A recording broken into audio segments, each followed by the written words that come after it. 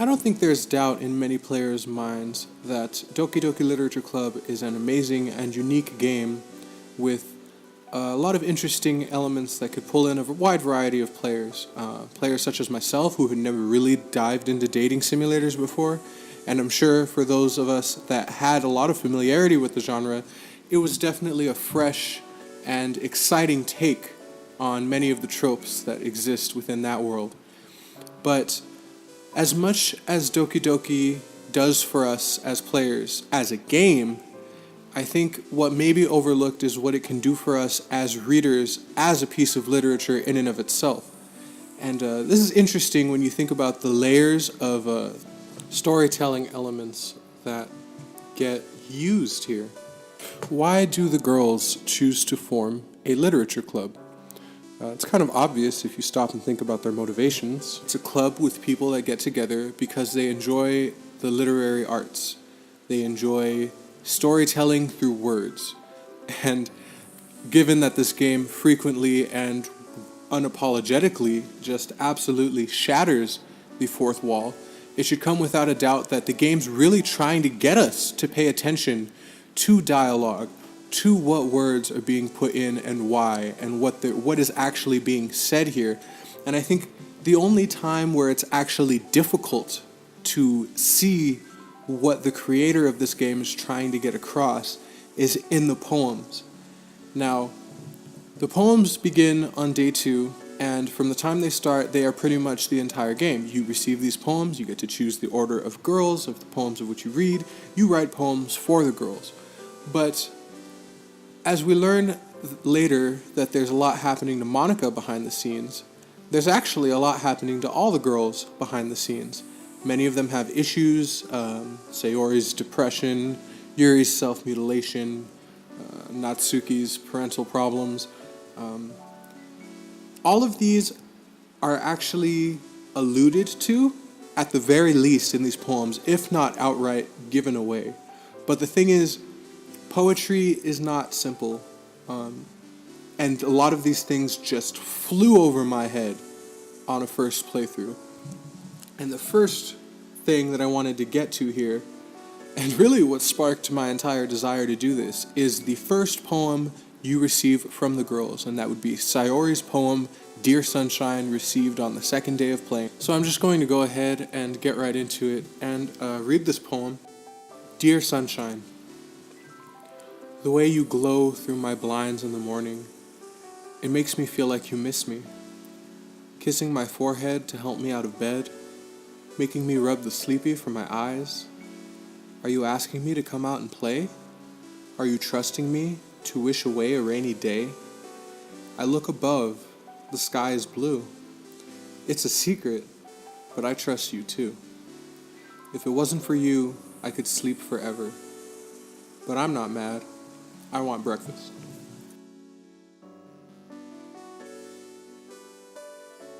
The first thing to note here is the use of dear in the title to inform the reader that this is a letter. Now, I believe the letter is addressed to you, who is also her sunshine. She is not referring to the sun, she is referring to the sunshine. Now, why is this important? Well, it's important because the sunshine is the presence of the sun, but it's not the sun. I guess the easiest way to put this is she's not referring to you. She's referring to the way she feels when you're around her.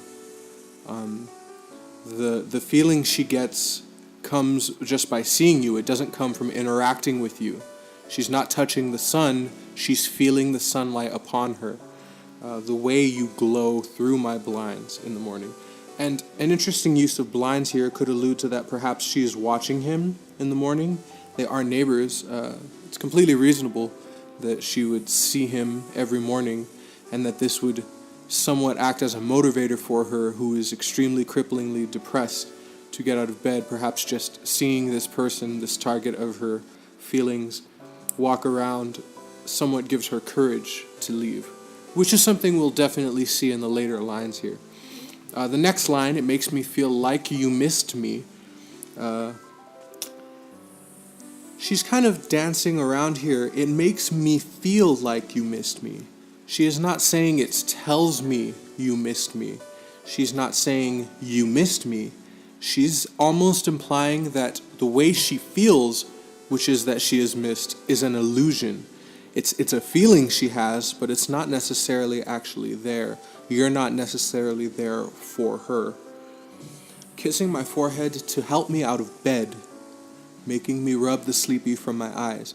Now, rubbing sleep from your eyes and getting out of bed would normally, to most people, be things that you must do. But she cannot do these things without the sunshine. Notice how the first 4 lines really just connect to each other. The way you glow through my blinds, the sunshine is kind of her motivator. It's her reason for getting out of bed. It is why she is rubbing the sleepy from her eyes. She is not doing this because she has the strength within her. The glow of the sun is compelling her to. Moving on to the second stanza, are you asking me to come out and play? Are you trusting me to wish away a rainy day? Now, these 2 questions are both directed at the player. The first one is saying, are you asking me to come out and play? Is somewhat of a request for validation. Like, do you want me around? Do you want me to come out with you? I highly doubt that if you were thinking that she's being literal here, that she's wondering if the sun wants her company or not. That is clearly not what's happening here. And my analysis is that she's asking you, the player, do you want me to come out and play? Am I a nuisance to you? And really that's heartbreaking to have to ask that of someone. And even more heartbreaking is the fact that the player does think she's annoying. The player does not particularly like her, which we get through many bits of dialogue. Are you trusting me to wish away a rainy day? Are you asking me to stop something that is a natural occurrence? Now, the rainy day line, it's I think this was the biggest revelation to me. Rainy day is a day where she wants to just lie in bed and wallow in her own sadness. And that sucks, but for Sayori, that is what she means by a rainy day here. Because had the day been rainy, she would not come out and play. Towards the later end of the game, as a matter of fact, near the very end, Sayori confesses her love to the player. And after she does this, you have the option to say, I love you as a friend, or something along those lines, putting her right smack in the friend zone. Or you can reply with, I love you back. Should you choose to reply with, I love you back, she says, this is supposed to be a happy moment for me. Even now, why won't the rain clouds go away? Which is a direct reference to this poem, which means that you're supposed to understand that a rainy day means sadness. Rain to mean sadness is a pretty obvious metaphor that many people have used in various songs and other forms of writing. Rain is usually correlated with negative emotions, the feeling of helplessness, all of which apply here. So here's the part where we get to step back for a moment and really look at the meta-narrative, or rather the meta-themes that are being developed by the developers themselves, by the people that made the game. Because as we had Sayori use rain in her poem, it could also be a nod to us as the player that Sayori's sadness is not something that can be done away with due to any human activity, which is something you learn very harshly at the end, in which Sayori will commit suicide regardless of whether you told her I love you or you didn't. Rain cannot be stopped. It is a natural phenomenon. This is why the rain clouds do not disappear for her, even after you say, I love you. Which is yet again another heartbreaking moment for her. And just while I'm on the depression train, another thing to note is that Sayori lies to you. In the very opening of this game, she comes out, she's almost late again, and she says, oh, I caught up to you, something along those lines. And then she says, I overslept again, which is a lie. She did not oversleep. She was on the fence of wallowing for another day. She saw you, her sunshine, and decided to come out and catch you. And then she even says something like, but I caught you this time, to really just further show that you were her motivation for leaving that day. She's motivated to make sure that you don't become a NEET. She's motivated to make sure that you get into a good club. She even attempts to get you to join her club. Another thing that I think alludes to her depression is her first line on NEETs, where she says, I wish you wouldn't become a NEET. NEETs kind of represent for Sayori everything that she hates about herself. She doesn't necessarily have the attributes of a NEET. As a matter of fact, for as far as we can tell, she's not a horrible student. From the line of her rejection and upset at NEETs, we can see that she tries to be useful. She tries to stay active. She is in a club. She is one of the people that helps found the literature club, which really tells you she's scared of becoming a NEET. She's scared of this sense of uselessness, or of not feeling needed, or of not making any sort of necessary or appreciated contributions. This is something that she fears deeply, which I am sure Monica tormented her on to no end. I look above, the sky is blue. It's a secret, but I trust you too. So when she looks, the sky is blue. There's no question of a rainy day. So why, just a few lines earlier, would she say, "Are you trusting me to wish away a rainy day?" if she can look above and see that the sky's blue? Well, it's because the rainy day isn't the sky in this line. The rainy day is her negative emotions, and the sky here is the actual day itself. She's saying, objectively, the sky is blue. There is nothing really about the day that would limit her from going out and about.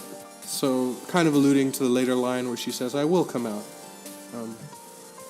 The second line here, "It's a secret, but I trust you too," kind of shows that in the same way the player somewhat expects her to just come out and be a positive influence and just be an all-around happy person, she counts on that from him too, which is really kind of asking a lot in her state anyway, because if you have these sort of mental disorders and this sort of depression, relying on other people like that can be somewhat of an unhealthy trait, because it means that your own emotions are not yours to control. They are predicated upon what other people are doing in their life or on how they may interact with you. But nonetheless, she is trusting you to see her through the day.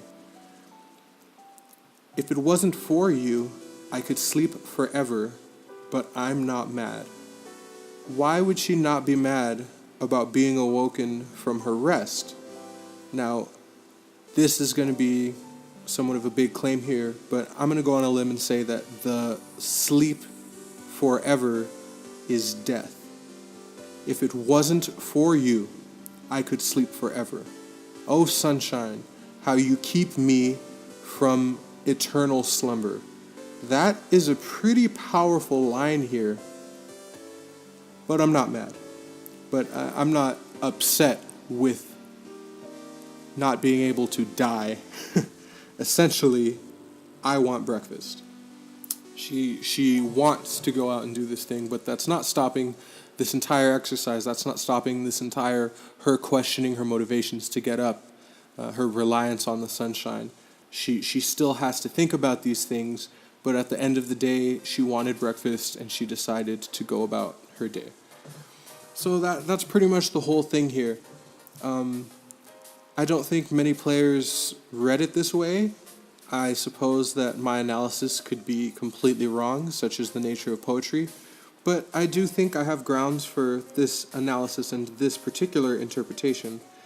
And I plan to do this for all of the poems, just to really show that these are not just things put in to be cutesy little things that the girls say to you. These are actually sneaking in deeper truths about each of these characters, truths that could only be grasped if you went in and did this sort of analysis. which is something I plan to do. As I looked around, I don't see many people out here actually trying to decipher this. I mean, some of the big theories out there are all about plots. People are interested in the hidden poems, the ones that talk about the third eye, or the ones that are somewhat jumbled and hidden and anagrammed, and you have to go in and mess things around and figure it out.